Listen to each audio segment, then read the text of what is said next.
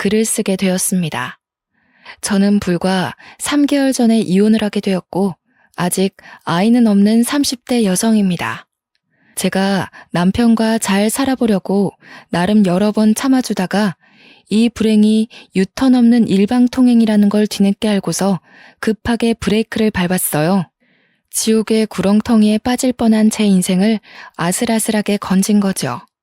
누구나 그렇겠지만 저 정말로 결혼해서 잘 살고 싶었습니다.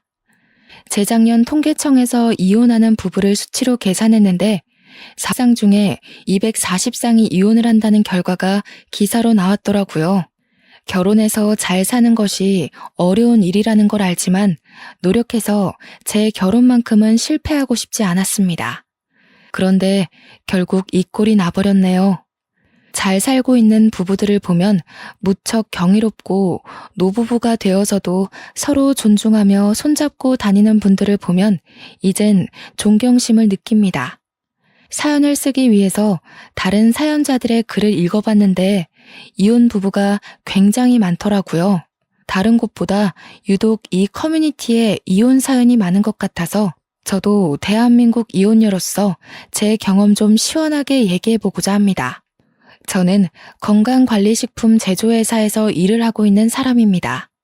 평소 주변에서도 똑 부러지고 알뜰하다는 말을 많이 듣는 편이었던 저는 동료 직원들 중에서 가장 신임을 높게 사는 직원 중 한 명이었을 정도로 각별한 애정을 받았는데요. 특히나 비즈니스에 필요한 금전적 부분을 자꾸 저한테 맡겼다는 겁니다. 물론 저는 회계 쪽 분야가 아닙니다. 저도 회계는 어려워요.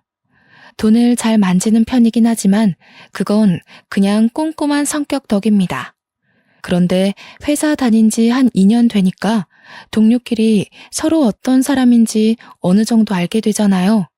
그때부터 제가 급여를 더 받고 회계 업무 보조까지 맡게 되었지 뭡니까. 딱히 번거로운 일은 아니었기에 저도 흔쾌히 한다고 했지만 제가 이렇게 칭송받을 만큼은 아닌데 싶어 민망하더라고요. 저는 제 스스로가 야무지다고 생각한 적이 한 번도 없습니다. 다른 건 잘 모르겠고 유독 돈 관리에서만 조금 더 철저했을 뿐이에요. 제가 20살 되자마자 적금 통장을 만들었다고 하면 다들 놀라더라고요. 그 적금도 금리나 혜택 다 비교해서 통장 2개로 나눠 만들었다고 하니 신기해하기도 했고요. 당시에는 다들 이렇게 돈 관리를 하는 줄 알았습니다. 그래서 오히려 놀라는 사람들을 보고 제가 더 놀랐었네요. 저는 부모님 도움이 아닌 온전히 저의 자의로 적금을 알아보고 비교하며 만들었고 알바까지 하면서 목표 돈을 모았기에 이미 만기 적금은 벌써 2개 있습니다. 3개째 통장 또한 곧 만기를 앞두고 있어요. 저는 그리 어렵게 돈을 모았다고 생각하지 않아요. 제가 어디 돈을 낭비하고 사치 부리는 사람도 아니었고 아르바이트로 버는 족족 적금으로 때려 넣었다 보니까 어느새 억대 자산이 생겨 있었던 거예요. 당연히 주식 같은 모험은 절대 안 하고 안전하게 저축만 하는 타입이라 티끌 모아 태산을 만든 장본인이라고 말씀을 드릴 수 있겠네요. 제가 돈을 더 잘 모을 수 있었던 이유에는 연애를 안 했기 때문도 있을 겁니다. 연애를 하다 보면 어쩔 수 없이 혼자일 때보다 지출이 많을 수밖에 없지 않습니까? 당시 저는 돈 모으는 재미에 푹 빠져 있었기 때문에 남자를 사귀는 것 자체가 목표에 방해가 된다고 생각했던 사람이에요. 결혼 전까지는 계속 과하게 적금을 넣으며 생활했지만 30대가 되고 나서부턴 20대 때와는 좀 다르게 효율적으로 관리하면서 돈을 사용하기도 했습니다. 비교적 젊은 나이에 수억을 가지는 것이 보통 일 아니라는 건 직장인 되고 나서부터였는데요. 주위에서 다양한 조언과 사정을 듣다 보니까 제가 같은 또래의 남들보다는 부유하다는 걸 알았습니다. 이걸 마냥 가지고 있으려고 모은 건 아니라서 그때부터 집을 하나 사볼까 부모님께 차 선물을 하나 해드릴까 고민을 하기 시작했습니다. 어떤 결정을 내리더라도 돈이 부족한 것이 아니었기 때문에 걱정이라든지 아깝다든지 하는 생각은 없었어요. 남들은 한참이나 멀게 바라보는 그 목표를 저는 언제든지 바로 읽어낼 수 있는 여건이 있던지라 그 짜릿한 느낌이 또 다르게 흥미롭더라고요. 그때까지만 해도 남자에 대한 관심은 계속 없었습니다. 돈을 왕창 모으고 그걸로 나만의 자산을 만들어내는 과정을 통해 색다른 즐거움을 알아버렸기 때문이었죠. 그런데 제게 직장 동료가 괜찮은 지인이 있다고 해서 소개를 해준다고 하는 거 아니겠어요? 저는 혼자서도 충분히 재미있는 인생을 살고 있었기 때문에 굳이 연애를 통해 제 인생에 낯선 사람을 끼워놓고 싶지 않았습니다. 정중하게 거절을 했더니 동료 직원이 저더러 그런 말을 하더군요. 지금이야 젊으니까 부모님이 내 자식 하면서 끼고 돌지. 나중에 부모님 나이 드시고 선옥씨 시집갈 나이 되면 결혼 안 하고 있는 게 불효가 돼. 부모님도 슬슬 선옥씨 앞날 때문에 걱정하고 계실걸? 형제도 없다면서. 자식이 혼자 남겨지게 생겼는데 어느 부모님이 마음 편하겠어. 부모님의 생각을 들어본 건 아니지만 동료 직원의 말이 꽤 일리가 있더라고요. 그때부터 생각이 많아졌던 걸로 압니다. 부모님께서 내색은 안 했지만 동료 말대로 정말 제 앞날을 걱정하고 있다면 그거야말로 사춘기 소녀 때와 같은 맥락으로 속썩이는 것이 아닐까 싶었어요. 그래서 며칠을 고심한 끝에 저는 소개를 받아봤습니다. 어쩌면 첫 남자였지만 결혼으로 이어져도 나쁘지 않았던 게 만약 결혼을 한다면 오히려 제가 남자 쪽보다 더한 자금을 가지고 갈 수 있겠다 싶어서였죠. 꿀리고 시작하는 결혼은 싫었거든요. 당시 저는 결혼 배우자로 어떤 남성 타입이 좋은지 전혀 보는 눈이 없었습니다. 그저 착하고 마음이 넓은 남자가 좋겠다고 생각했던 것 같아요. 그런데 우습게도 제 눈에 남편이 딱 그렇더라고요. 소개받고 연인으로 발전하면서도 제게 늘 잘하고 착하고 우리 부모님께도 예의 바른 사람이었거든요. 그래서 확신을 갖고 좀 더 길게 만나봤는데 남편이 그때만 해도 참 괜찮은 사람이었습니다. 남편과 연애를 하면서 솔로일 때보다는 돈을 좀 쓰게 되었는데 딱히 상관없었어요. 이성과 함께하는 재미도 돈 모으는 것만큼이나 즐거운 일이었더라고요. 늦게나마 알아버려서 오히려 적당히 소비하는 게 좋았습니다. 그렇게 4년을 지내다 보니 저희는 자연스레 서로를 결혼 대상으로 바라보게 되었습니다. 남편도 다른 동료들처럼 제가 얼마나 돈 관리를 잘하고 있는지 아주 잘 알고 있었어요. 제가 경제 관리하는 걸 늘 옆에서 지켜보기도 했고 제가 또 남편에게 돈 관리하는 팁을 알려주기도 했거든요. 돈 얘기 나올 때마다 남편이 늘상 제게 했던 말이 있었는데요. 나는 세상에서 숫자로 머리 쓰는 게 제일 싫어. 우리 결혼하면 자기가 경제권을 다 가져. 나는 도무지 이런 거 신경 쓰면서 일 다닐 자신이 없다. 결혼을 약속하고 나서는 본격적으로 경제권을 제게 다 넘기려고 했습니다. 솔직히 내 주머니로 들어오는 돈을 남에게 맡기기가 쉽지 않잖아요. 아무리 남편과 제가 가족이 될 사이이고 부모로서 평생을 손잡고 걸어갈 약속을 했다고 하지만 요즘 부부끼리 절도 범죄까지 있단 말이죠. 그래서 그냥 장난삼아 하는 소리인 줄로만 알았습니다. 그런데 결혼을 하고 나서도 남편이 신혼집에서 한 번 더 경제권 얘기를 꺼내는 거 아니겠습니까? 심지어 이미 회사 급여까지 제 계좌로 돌렸다고 하더라고요. 난 용돈 받고 사는 삶이 편해. 한 달에 50만 원 정도면 충분할 것 같아. 원래도 자기랑 놀 때 말고는 돈을 잘 안 썼던 편이라서 나 혼자서 이만하면 적당해. 정말 괜찮겠어? 그냥 각자 관리하고 생활비만 공동 입금하는 게 낫지 않을까? 사람 일이란 게 언제 어디서 돈이 확 나갈지 모르잖아. 급한 일 생기면 50만 원으로 뭘 어떻게 해? 에이, 안 생겨. 반평생 큰돈 나갔던 적이 단 한순간도 없었어. 내 패턴 누구보다 내가 제일 잘 알고 그 다음 자기도 나를 잘 알잖아. 괜찮다니깐. 남편은 흔쾌히 자기 급여와 부수적인 금전을 모조리 공개했고 정말로 용돈 50만 원으로 살기 시작했습니다. 당연히 차 유지비라든지 보험이라든지 그런 것은 빼고 오로지 한 달 용돈만 50만 원이었어요. 저는 부부간에 오해가 없도록 제 급여와 남편 급여를 계산하여 가계부를 쓰기 시작했습니다.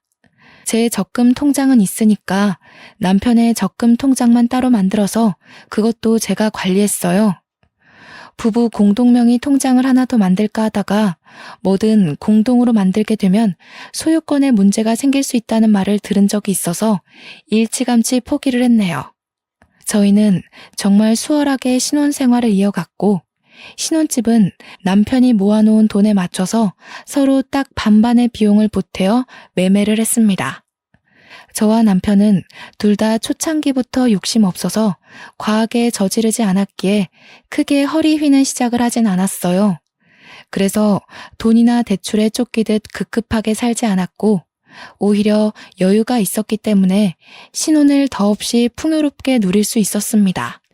이렇게 저희 둘은 문제없이 잘 지내고 있었거든요.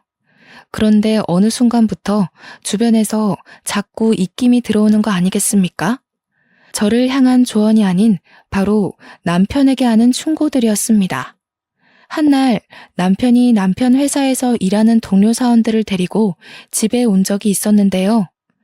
결혼 전에도 몇 번 만나서 안면을 텄기 때문에 어색한 사이는 아니었습니다.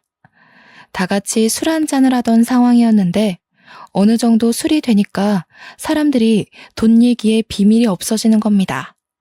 술 마시기 전에는 분명 요즘은 부부 사이에서 여자가 경제권을 많이 관리하고 남자는 용돈 받는 식으로 대부분 그렇게 살더라면서 저희 부부의 경제관념에 찬사를 보냈거든요. 그런데 술이 들어가니까 사람들이 돌변하기 시작하는 거 아니겠어요? 에이, 재수씨. 아무리 그래도 그렇지 남자가 기가 죽는단 말이에요. 50만 원이 뭐예요? 남자라면 적어도 100만 원은 주머니에 꽂혀 있어야 밖에서 어깨 펴고 가장 노릇하는 겁니다.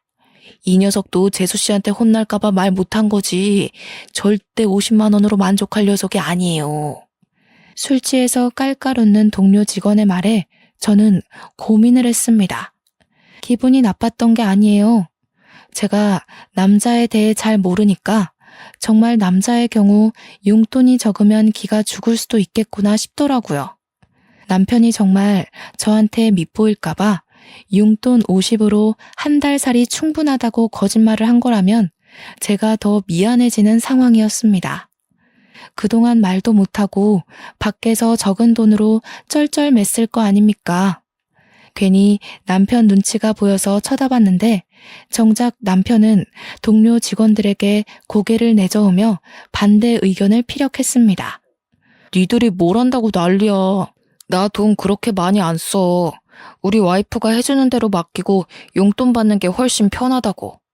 녀석 아직 신혼이라고 재수씨 편 들어주는 거 봐라. 그 마음 1년밖에 못 간다에 한 표. 부부 생활 익숙해지면 제일 먼저 걸리는 게 바로 돈이거든요. 내가 돈 관리했으면 신혼 1년도 못 보내고 파산났어. 와이프가 똑부러지게 맡아주니까 생활 여건이 너무 여유롭잖아.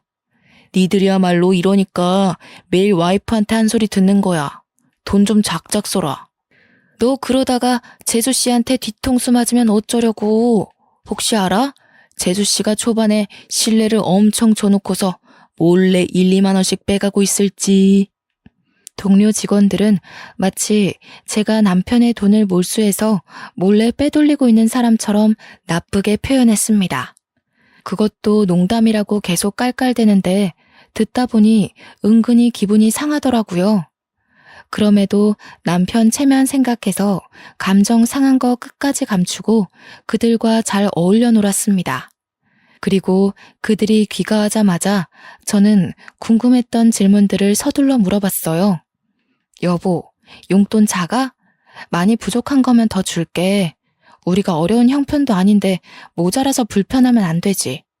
100만 원으로 맞춰주면 될까? 아니, 전혀 안 부족한데? 아, 아까 그 동료들 때문에 그러는구나. 신경 쓰지 마. 쟤네들도 와이프가 경제권을 갖고 있는데 얼마 전에 와이프들이 돈 빼돌리는 걸 적발했다더라고. 그것 때문에 나더러 조심하라고 하는 소리야. 근데 나는 조심할 게 뭐 있어. 당신이 월말마다 알아서 보여주는데. 난 당신 믿어. 남편은 경제권을 저한테 맡긴 것에 대해서 다행히 자존심을 상해하지 않았습니다. 혹시라도 남편이 불편해한다면 경제권을 다시 각자 관리하는 걸로 바꿀 생각이었는데 남편이 한사코 거절을 하는 바람에 그러진 못했어요. 저 또한 한편으론 안심이 되었습니다. 혹시라도 남편이 사실은 동료들 말처럼 힘들었다고 한다면 왠지 좀 속상할 것 같았거든요. 저한테 말도 안 하고 남들에게 제 흉을 봤다는 것일 테니까요.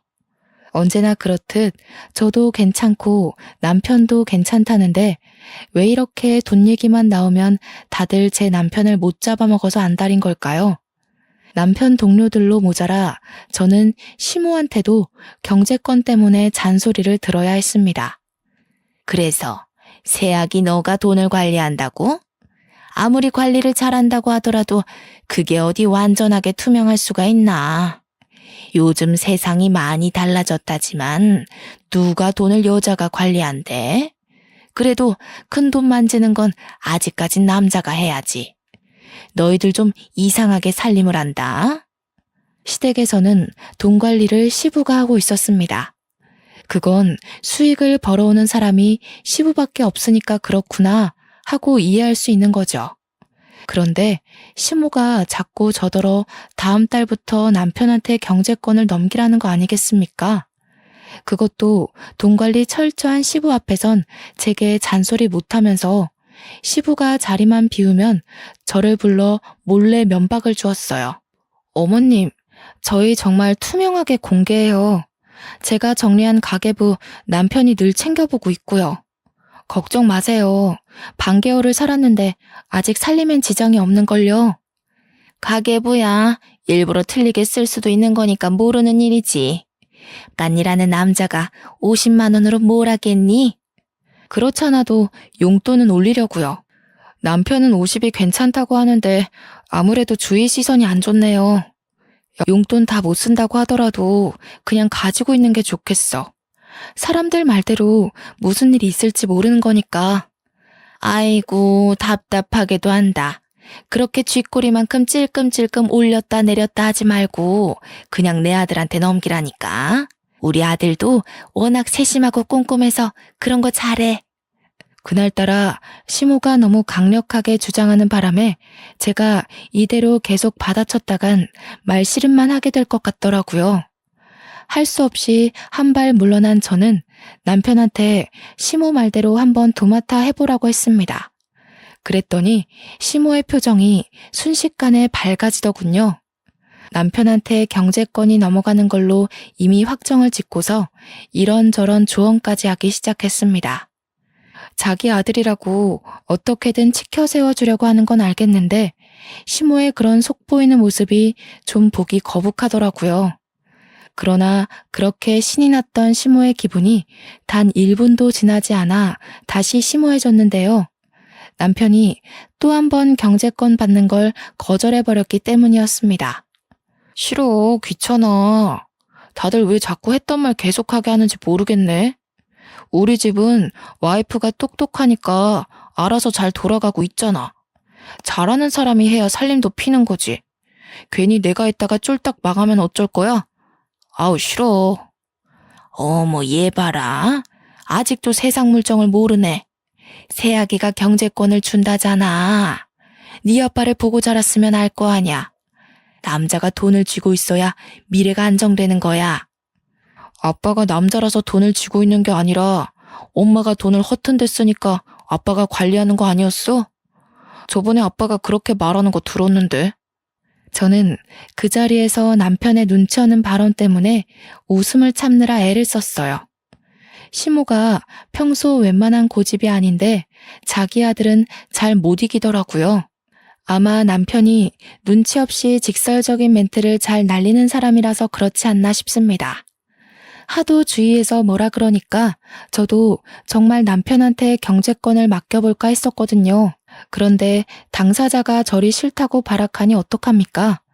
제가 어디 한두 번 물어봤겠어요? 이미 수십 번을 물었지만 남편 대답은 늘 거절로 한결같았는걸요. 그렇다고 포기할 시모가 아니더라고요. 경제권이 넘어갈랑 말랑하고 있으니까 시모도 애가 탔나 봅니다. 결국 시모한테 등짝을 맞은 뒤에야 남편은 경제권을 넘겨받는 것에 수긍했어요. 저야 뭐 괜찮았습니다. 어차피 저희는 부부이고 저희 집에 들어오는 돈이 어떻게 돌아가는지 이미 파악했잖아요. 남편한테 넘겨주더라도 어느 정도 제가 모르는 부분은 없겠다 싶었거든요. 저는 주말에 하루 날 잡아서 남편한테 경제권을 인수인계를 해주었습니다. 나름 쉽고 간단하게 이것저것 설명을 해줬는데 남편이 금세 골머리 아파하더라고요. 마치 이제 셈을 배우기 시작한 초등학생이 수업 시간에 엎드려버리는 모양새와 같았습니다. 나 도저히 안 되겠어. 당신 내가 얼마나 숫자 싫어하는지 알지? 누누이 말해줬었잖아. 그거 진짜 괜히 하는 소리 아니야. 나 학창시절에도 수학을 제일 못했어. 제가 봐도 남편이 너무 버거워하는 것 같았어요. 그럼에도 불구하고 저는 남편이 미치려고 하는 걸 잘 어르고 달래서 웬만하면 넘겨주려고 했습니다. 어머님이 당신 이런 거 소질 있다고 그랬잖아. 수학이랑 동계산은 좀 다른 개념이야. 성급하게 생각하지 말고 차차 이해해보자. 내가 다시 설명해줄게. 아, 진짜 못해. 엄마가 괜히 당신이 내 돈까지 들고 있으니까 심술 부리는 거야. 우리 엄마 돈 욕심 많은 것 때문에 아빠가 관리하는 이유도 있단 말이야. 아마 내가 경제권 들게 되면 엄마가 간섭할걸? 난 엄마 게임에 안 넘어갈 자신이 없어. 절대 못해. 시모가 남편을 두고 세심하고 꼼꼼하다고 표현을 했지만 사실 저는 남편이랑 연애하면서 딱히 남편이 돈을 효율적으로 관리한다는 느낌을 못 받았습니다. 제가 연애 때 돈 관리 팁을 많이 가르쳐줬다고 했잖아요. 가볍게 알려줬던 그 소소한 팁들도 남편은 별로 습득하질 못했어요. 그래서 이렇게 괴로워하는 것도 충분히 이해가 되었죠. 할 수 없이 제가 다시 경제권을 도맡게 되었는데요. 시모에게 이 사실을 말씀드린다면 제가 경제권을 넘기기 싫어서 남편을 기죽였다고 생각할 텐데 이건 이것대로 또 걱정이었습니다. 남편이 시댁에 알아서 잘 설명하겠다고 했는데도 그렇게 썩 위로는 안 되더군요. 남편이 말한다고 시모 성격에 바로 굽신거릴 게 아니란 걸 아니까요. 저희 부부는 잠깐의 휘몰아쳤던 돌풍을 지나고 다시 고요한 일상을 보내고 있었습니다. 그러던 어느 날 용돈 100만 원으로 올려주겠다던 제 제안을 항상 거절해왔던 남편이 홀라당 돈을 다 써버린 적이 있었는데요. 바로 교통사고가 났기 때문이었습니다. 얼마나 급했는지 남편이 제 근무 시간에 전화를 해서는 돈 좀 붙여줄 수 있겠냐고 해서 급하게 보낸 뒤에 사정을 물었던 기억이 있어요. 아, 주차 사고가 났는데 내가 실수로 상대방 차 문을 쫙 긁어버렸어. 하필 돈 좀 나가는 차를 건드리는 바람에 있는 돈으론 택도 없더라고. 뭐? 다친 곳은 없어? 당신 여태 그런 해본 적도 없는 사람이잖아. 조심 좀 하지. 혹시 다친 데 있는 거면 돈 더 보내줄까? 병원비는 있어? 다친 곳은 없어. 근무 시간일 텐데 연락해서 미안해.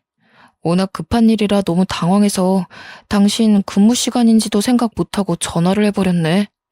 남편은 운전 경력 15년인데도 여태 문콕 사고도 없었을 만큼 안전운전 실력을 지닌 사람입니다. 달리던 차도 아니고 주차를 하다가 사고가 난 거라서 어쩌면 천만다행이지만 한편으론 의아하기도 했어요. 도대체 어디다가 정신을 빼놓고 있었길래 가만히 있는 차에 가서 사고를 낸 건지 모르겠더군요. 수리비 견적은 총 78만 원이 나왔고 용돈으론 턱없이 모자랐던 남편이 제게 받아간 돈으로 잘 해결했다고 문자를 줬습니다. 이번 일을 겪으니까 확실히 느꼈어요. 남편에게 용돈 50만 원은 적은 게 맞는 것 같았죠.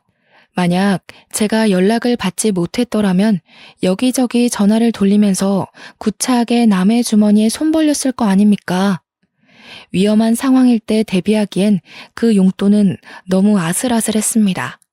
그래서 저는 남편에게 말없이 다음 달부터 용돈을 100만 원으로 올려줬어요. 용돈 입금한 당일 남편이 리액션은 안 해주더라도 용돈 올렸냐고 물어나 볼 줄 알았는데 정작 이틀이 지나도 남편한테서 별다른 말이 없더라고요. 여보, 내가 용돈 올린 거 확인했어? 당신 사고 이후로 내가 생각 많이 해봤는데 아무래도 올리는 게 좋아서 100만 원 넣었거든. 몰랐어? 그랬어? 내가 입금 내역은 따로 확인 안 해서 몰랐네. 고마워. 신경 안 써줘도 된다고 했는데 내가 말이랑 행동이랑 너무 달랐지? 민망하네. 어쨌든 잘 쓸게. 입금 내역은 남편이 굳이 확인하려 들지 않아도 알림으로 뜨는 걸로 알고 있습니다. 남편이 설정해달라고 해서 제가 해줬던 기억이 나요. 그런데 입금 사실을 전혀 몰랐다뇨. 남편의 말에 여럿 의문이 들었지만 일이 바빠서 정신이 없었겠거니 그렇게만 생각하고만 넘겼습니다. 그리고 그때부터 남편은 옛날과 좀 다르게 소비 습관이 점차 변해갔어요. 100만 원은 너무 많다면서 길고 날던 남편이 100만 원도 모자라서 종종 돈 좀 보내줄 수 있냐고 연락하는 횟수가 많아졌다는 겁니다. 매번 돈을 더 붙여달라는 이유도 참 많고 다양했어요. 한날은 회식을 쏘게 되었다. 또 어떤 날엔 회사에서 단체 기부를 하게 되었다. 그리고 다음 날엔 친구가 어려워서 돈을 조금 보태줘야 했다 등등. 어쩔 땐 우리 한 달 살림에 차질이 생길 정도로 거액을 빌려간 적도 있었습니다. 제가 여러 번 물으면 늘 새로운 변명으로 답이 돌아왔어요. 생각해보면 차 사고 났을 때 제가 돈을 붙여준 이후로 남편이 점차 변한 것 같았습니다. 그 전까지만 해도 돈 쓰는 게 귀찮아서 외식도 굳이 안 하려던 사람이었는데 한 번 돈 입금되니까 혹시 돈 맛을 알아버렸나 싶더라고요. 얼마 후에 또 돈 좀 달라고 연락 왔길래 한날은 제가 없다고 얘기를 해봤거든요. 그랬더니 남편이 약간 언성을 올리는 거 아니겠습니까? 목소리에 짜증과 억눌린 화가 잔뜩 묻어 있었습니다. 내 돈까지 당신이 들고 있으면서 없긴 뭘 없어. 나 지금 급해. 얼른 120만 원만 보내봐. 얼마 전에 나 상여금 탄 거 있잖아. 그거랑 합쳐서 주면 되겠네. 여보, 당신 벌써 이번 달에 용돈만 2번을 받아갔어. 근데 뭘 또 달라는 거야? 지난번 용돈도 겨우 타이트하게 맞춰서 준 건데 이러면 당신 적금 못 넣는단 말이야. 적금? 적금이 있었지? 그런 걸 쓸데없이 왜 넣어? 난 됐으니까 내 거 해약할게. 적금은 나중에 여유 많을 때 차차 넣으면 될 것 같아. 아직 만기까지 반개월이 남았는데 아까운 이자 날리게 남편이 느닷없이 해약하겠다는 거 아니겠습니까? 남편의 철부지 같은 행동에 답답했던 저는 결국 안 된다고 목소리를 좀 높였습니다. 그러자 남편이 이젠 성질까지 버럭 내면서 돈에 미친 사람처럼 적금 통장을 달라고 강하게 얘기하더군요. 내가 네 돈에 손을 대냐? 내 돈으로 넣은 적금 내가 좀 쓰겠다는데 뭘 그렇게까지 빡빡하게 굴어. 오늘 집에 가면 통장 꺼내놔. 내일 내 것만 해약할 거니까. 비행 청소년도 아니고 돈 안 준다고 행패 부리는 남편의 모습에 솔직히 좀 당황했습니다. 그리고 뒤따라 붙은 감정은 그저 어처구니가 없다는 것뿐이었죠. 돈은 따로 벌고 있던 실정이었지만 여태 부부이기에 다 같은 돈이라고 생각하며 관리를 해왔습니다. 그런데 남편 생각은 다르다는 걸 그날 알았어요. 어쩌면 맞는 말이죠. 자기 돈이니까 자기가 알아서 쓰는 게 맞는 거예요. 짜증이 났던 저는 남편 말대로 그 돈이 제 돈도 아니니까 그냥 내버려 뒀습니다. 그러니 다음날 정오쯤에 정말로 해약을 해버렸더라고요. 옛날만 해도 돈에 관심 없던 사람이 어쩌다 갑자기 바람이 들었을까요? 과거와 다르게 돈을 좀 쉽게 생각하는 것 같아서 한날은 남편이 잘 때 휴대폰을 몰래 뒤져봤습니다. 설마 바람이라도 나서 웬 여자한테 돈이라도 퍼주는 건가 싶어서요. 지금 보니 제가 참 별짓까지 다 했네요. 남편 폰에는 딱히 여자의 흔적이 없었습니다. 대신 처음 보는 형이란 남자와의 채팅이 다른 채팅에 비해 유독 많다는 걸 알고 그걸 확인해 봤어요. 그리고 그때 저는 남편이 왜 그렇게 용돈을 부족해 했는지 알게 되었습니다. 이유가 주식이었어요. 용돈만 받으면 주식에 통째로 투자를 해버렸던 겁니다. 제가 주식을 하진 않지만 주변에서 들은 게 많아 보는 눈은 있는데 채팅방에 형도 딱히 주식을 잘하는 게 아닌 것 같더라고요. 그런데도 불구하고 이 멍청한 남편이 그 형을 아주 맹신하면서 시키는 대로 돈을 퍼붓고 있었습니다. 이렇게 돈으로 쓸데없는 모험을 하는 사람들, 제가 제일 싫어하는 부류거든요. 이것만큼은 남편이 자기 돈 멋대로 쓴다고 해서 참아줄 수가 없겠더라고요. 다음날 아침 저는 출근하려는 남편을 세워 바로 따졌습니다. 당신 주식해? 그렇게 위험한 걸 왜 해? 제대로 알아보고 해도 손해볼 확률이 더 큰 게 주식이야. 도대체 그 형한테서 무슨 소리를 들었길래 안 하던 짓을 하는 거니? 정말 큰일 나고 싶어? 뭐야? 어떻게 알았어? 설마 내 휴대폰 뒤진 거야? 스토커도 아니고 왜 남의 물건에 몰래 손대? 아, 진짜. 어디까지 봤어? 처음부터 내용 다 본 거야? 지금 그게 문제야? 그래서 그 주식에 넣은 돈 다 어떻게 됐는데? 말아먹었지? 숫자라면 머리 아프다는 사람이 어쩌자고 그런데 손을 댔냐고. 전문 펀드 매니저도 매번 성공은 못해. 당신이 뭘 안다고 그걸 해? 나도 알아. 돈 잃고 싶어서 뛰어든 줄 알아? 당신이 몰라서 그렇지 주식은 장기전이야. 이 형님, 당신이 말하는 그런 전문가들이랑 같이 공부하고 있는 사람이라고. 딱 봐. 내가 잘 돼서 보란 듯이 2배로 갖다 줄 테니까. 남편과 아침부터 주식 얘기로 싸움을 하면서 진을 뺀 날이었습니다. 알고 보니 남편은 주식에 돈 퍼붓는 걸로 그 형님한테 용돈까지 조금씩 주고 있었더라고요. 무슨 수급이라나 뭐라나 말 같지도 않은 소리를 하면서 제대로 호구가 잡혀있는 남편을 보니 결혼하고 처음으로 속이 터졌습니다. 이 호구 같은 남편도 결국 제 남편이라고 그냥 내버려 둘 수가 없어서 저는 바로 용돈을 50만 원으로 낮춰버렸어요. 그랬더니 어떻게 됐는지 아십니까? 저 그 사람한테 이혼 요구 당했습니다. 뭐라고? 지금 이혼하자고 했어? 고작 그 주식 때문에 그것에 미쳐서 나더러 이혼을 하자고 해? 당신 정말 왜 이래? 왜 이렇게 안 하던 짓을 해서 사람 피를 말려? 경제권 가진 여자들이 그렇게 남편을 무시한다던데 당신도 변했나 보네. 내가 돈 갖다 바쳐주니까 당신이 날 마음대로 조종해도 된다고 봤어? 그래도 당신은 딴 여자랑 다를 줄 알았는데 결국 권력 잡으려고 했던 거 맞네. 뭐라고? 그런 식으로밖에 말 못해? 내가 정말 그랬을 거라고 생각하는 거야? 내가 고집해서 경제권 뺏어왔니? 당신이 하기 싫다고 나한테 맡긴 거잖아. 몰랐으니까. 알았으면 나도 너한테 돈 안 바쳤어. 주변에서 한 소리씩 할 때는 다 이유가 있는 건데 그동안 내가 콩깍지가 단단히 씌었던 거야. 당신이 이렇게 변할 줄은 몰랐어. 용돈을 줄였다고 저더러 변했다며 구두쇠 취급하는 남편 때문에 어이가 없었습니다. 다른 사람이 되어 있는 남편을 보면서 할 말을 잃어버렸죠. 주식이 뭐라고 그저 혈안이 되어 인정사정 없이 이혼까지 요구하니 변한 건 제가 아니라 남편인 듯 싶네요. 그래도 저는 이걸로 이혼까지 하는 건 아니라고 생각했습니다. 참 우둔한 생각이었죠.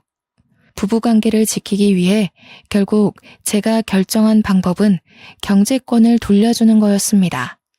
각자 돈 각자가 관리하는 걸로 하고 남편한테 네 돈 가져가라며 통장을 패대기 쳐버렸어요. 남편은 오히려 살판이 났더군요. 공동 생활비만 넣고 나머지 돈은 정말 자기 멋대로 펑펑 쓰는 것 같았습니다. 그때부터 저희 집안의 가세가 기울기 시작했어요. 뒤늦게 우편물을 받고 한 사실인데 남편이 신용카드까지 발급받아서 현금 대출을 했더라고요. 밀리기 시작한 연체금이 우편으로 주마다 날라왔습니다. 나중에는 카드사에서 직원까지 찾아와 제 남편을 찾았어요. 그런데도 남편은 돈 갚을 생각이 없어 보이더라고요. 물론 갚을 생각이 없는 게 아니라 갚을 돈이 없는 거겠지만요. 어쨌든 저는 갈수록 예민해지고 태만해지는 남편을 보면서 남편을 향한 마지막의 시니까지 밑바닥을 치고 말았습니다. 더 이상 제 인내가 버텨주지 못했다는 겁니다. 즉, 이혼을 결심하게 되었다는 거죠. 어차피 이혼할 거고 우편물 걷는 것도 지쳐서 그것마저 손을 안 대고 있었는데 한날 시모가 저희 집에 들리면서 우편물을 다 걷어왔더라고요. 얘, 이게 다 뭐니? 우리 아들 이름으로 우편이 많이 와 있더구나. 너는 오늘 일도 쉬었다면서 집 밖에 코빼기도 안 나와봤던 거야? 안 사람이라는 사람이 이런 기본적인 것도 관리를 안 해서는. 오셨어요? 그거 다 신용정보회사에서 돈 갚으라고 날라온 연락이에요. 2달 전부터 받고 있던 거라서 굳이 걷어올 필요 없었는데 어차피 돈 갚으라는 내용이라서요. 시모는 자기가 들고 있는 게 독촉장이라는 걸 알았어요. 그런 걸 처음 봤는지 심장이 벌렁벌렁거렸다며 보란듯이 제 앞에 우편물을 팩 내려놓았습니다. 식탁으로 위로 쫙 펼쳐진 우편물 양이 제법 방대하더라고요. 신용불량자라는 거니? 너는 돈 관리를 어떻게 하길래 이 모양이야? 설명 좀 해봐라. 돈 잘 만진다고 그렇게 떵떵거릴 때는 언제고? 이게 그런 결과야? 왜 그렇게 화가 났나 했더니 시모는 제가 돈 관리를 먹같이 해서 자기 아들이 이 모양이 된 줄 알지 뭡니까? 곧 죽어도 자기 아들은 얌전하고 고분한 사람인 줄 아나 봐요. 잘난 척 하더니 집안 꼴 잘 돌아간다. 이거 다 어쩔 거니? 나중에 압류 딱지 붙고 그런 거 아니야? 그럼 월급도 싹 다 몰수당하고 그러지 않아? 아직 그 정도는 아니고요. 아마 다음 달에도 못 갚으면 그렇게 되겠네요. 그래서 말인데 저 이혼할까 봐요. 남편이 저한테서 경제권 뺏어가더니 일을 이 지경으로 만들었지 뭐예요? 돈 안 줄 거면 이혼하자고 하길래 통장 다 던져줬어요. 뭐라고? 경제권은 네가 갖고 있잖아. 집이 이 꼴나니까 갑자기 내 아들 탓하는 거니? 너 인생 그런 식으로 살면 안 된다. 네가 돈을 맡았으면 적어도 남편 이름에 누가 되는 일은 없어야지. 어머님이 믿기 싫으신 거 알겠는데요. 남편이 주식에 빠지고 나서부터 저한테서 자기 돈 다 뺏어갔거든요. 적금까지 남편이 다 해약해버렸어요. 참, 어머님 여행 경비 아마 남편이 못 대줄 거예요. 남편이 알아서 어머님한테 연락한다 그랬는데 모르셨나 봐요? 제가 남편 적금 통장을 처음 개설했을 때 그걸로 남편이 시모한테다가 엄청 생색을 내놨거든요. 친구들과 해외여행 가면 자기 적금 모은 걸로 시모 여행 경비 대줄 거라고 진짜 떵떵거렸었어요. 그것에 덩달아 신났던 시모가 개모임 추진해서 연말에 해외여행 일정을 다 잡은 걸로 압니다. 그런데 남편이 적금 해약하고 다 탕진해버렸다고, 주식에 미쳐버렸다고, 누구 하나 알려주는 사람이 없었다 보니 취소를 못한 거죠. 이제 와서 취소를 하면 계약금에서 60%만 환불된다고 했습니다. 시모는 그 사실을 들으니 남편 돈 쓰는 꼴이 얼마나 엉망인지 좀 와닿나 보더라고요. 여행 경비 얘기에 얼굴이 벌개진 시모가 당황하면서 말을 막 버벅거렸습니다. 그러더니 겨우 꺼낸 말이 뭔 줄 아십니까? 끝까지 자존심은 굽히고 싶지 않았나 봐요. 저더러 그 돈을 해줘야 되는 거 아냐고 우기기 시작하대요. 자기한테 미리 알려주지 않은 건 우리 부부 둘의 잘못이니 자기 아들이 처리 못한 걸 저보고 대신 해결하라고 했습니다. 오늘 남편 퇴근하면 남남이 될 건데 제가 왜 어머님 여행 경비를 대드려요. 친구분들한테 전화 돌려달라고 하면 그건 도와드릴 수 있어요. 친구분들 돈 날리게 생기셔서 어떡해요? 남편이 똑부러지게 돈 관리를 잘했어야 하는 건데. 남편이 돈 관리하면 집안이 이렇게 파탄 난다는 걸 시모한테 똑똑히 알려주고 싶었는데 마침 기회가 잘 되었다고 봅니다. 시모는 제 주장에 더 이상 반박을 하지 못했고 울그락불그락 열만 올리다가 남편한테 전화를 걸면서 집을 박차고 나갔습니다. 그날로 퇴근하고 온 남편 앞에서 저는 잠자코 이혼서에 도장을 찍었어요. 남편한테도 찍으라고 도장과 함께 건넸더니 갑자기 남편이 돌변하면서 제 앞에 무릎을 꿇는 겁니다. 뭐 하자는 거냐고 물었더니 남편이 뜬금없이 회유를 하기 시작하더군요. 미안해. 내가 판단이 어리석었어. 돈 욕심이 있었던 게 아니라 돈 많이 벌어서 노후 편하자고 그랬던 거야. 당신 말 진작에 들었어야 하는데. 여보, 나 이제 정말 손 뗐어. 다시는 주식 안 할 거야. 그러니까 한 번만 용서해주라. 사정을 듣자 하니 남편이 주식으로 가진 돈을 전부 탕진해버렸다고 하네요. 그제서야 주식 공부한다던 형의 말을 믿으면 안 되는 거였다고 깨우쳤다지 뭡니까. 그러면서 시모한테도 욕이랑 원망을 엄청 들어먹었고 심지어 시부는 남편을 한 대 패주려고 대기 중이라고 합니다. 신용불량자까지 된 남편은 말 그대로 인생이 간당간당한 상황이었어요. 저더러 자기 구제해줄 사람 저밖에 없다고 살려달라는데 제가 그걸 왜 살려줘야 하는지 모르겠더라고요. 남편이 구구절절 주눅들어서 하는 얘기에도 동정심이 전혀 안 생기더라니까요. 엄마가 너한테 용서받을 때까지 집에도 오지 말라고 했어. 여보, 나 여보 말고는 더 이상 가진 게 없어. 그러니까 딱 한 번만 봐주면 안 될까? 절대 2번 실수하는 일은 없게 할게. 내가 원래 어떤 사람인지 당신이 잘 알잖아. 시모가 자기 아들의 문제를 뼈저리게 느꼈나 봅니다. 하긴 자기 아들 때문에 자기가 제대로 피해를 받았으니 그제서야 아들의 미련함이 보였겠죠. 그런데 어쩌나?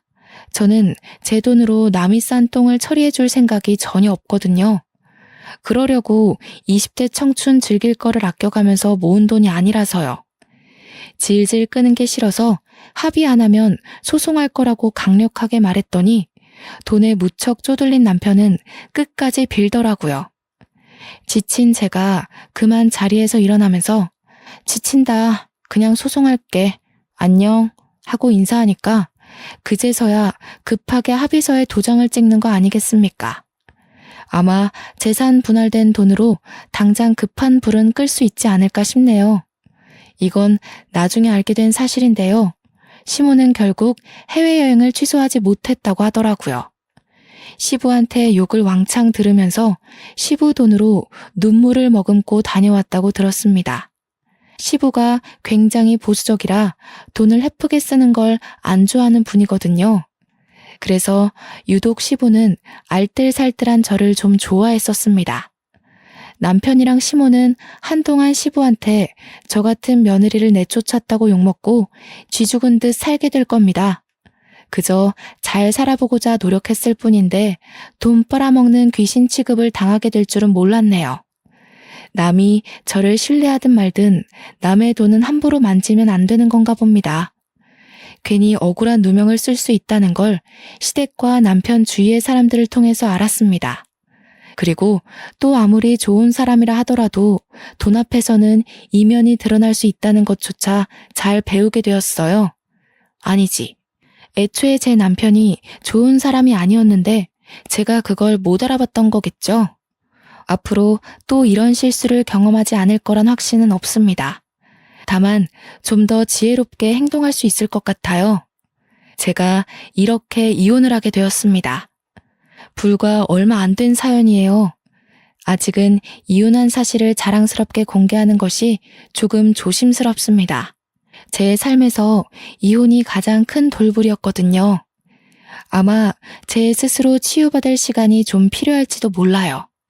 그래도 좋습니다. 하마터면 낭떠러지로 추락할 뻔했던 인생이 아닙니까?